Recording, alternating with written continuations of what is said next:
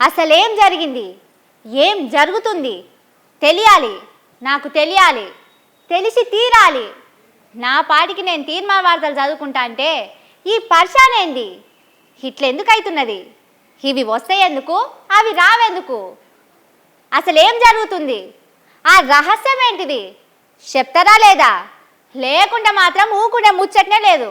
ఇంటి గుట్టు ఈశ్వరునికే తెలవాలి గాని వేరేటోళ్ళకి తెలియద్దని అంటారు కదా, అట్లనే రేవంతం సార్ గుట్టు ఆయనకి తప్ప ఎవ్వరికి తెలిసేటట్టు లేదు. పోండ్రి నెలకు 2-3 మాటల రేవంతం సారు ఢిల్లీ పోతున్నాడు.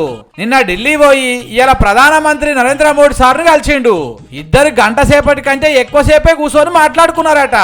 మొన్న బడ్జెట్ లా పైసా ఇయ్యలేదు కదా, చంద్రాల్ సార్ రికమెండేషన్ తోని మరి మా సంగతి ఏందని అడుగుతందుకు పోయినట్టున్నాడు.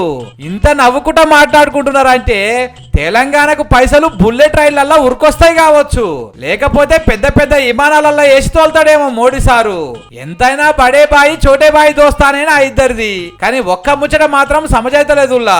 రేవంతం సారు ఈడికి 36 మాటల ఢిల్లీ పోతే అలా పార్టీ పెద్ద లీడర్ రాహుల్ గాంధీ సార్ను 6 సార్లు కూడా కలవలే. కానీ ఇద్దరు కలిసినట్టు ఫోటో మాత్రం బయటికి రాలే. కానీ ప్రధానమంత్రి మోడీ సార్ను ఎప్పుడు కలిసినా మంచిగా నవ్వుకుంటా ఫోటోలు దిగుతున్నారు. ఎంబటే ఆ ఫోటోలు బయటకు వస్తున్నాయి. పార్టీ లీడర్ కలిస్తే ఫోటోలు రావెందుకు, బయటి పార్టీ ఆయన కలిస్తే వస్తాయెందుకు అనే ముచ్చట తెలియక కాంగ్రెస్ వాళ్ళు కూడా తలకాయలు పట్టుకొని పర్షాన్ అవుతున్నారట. ఇక ఇంట్లో ఉన్న మతలబ్ ఏందో రేవంత్ సారే చెప్పాలి.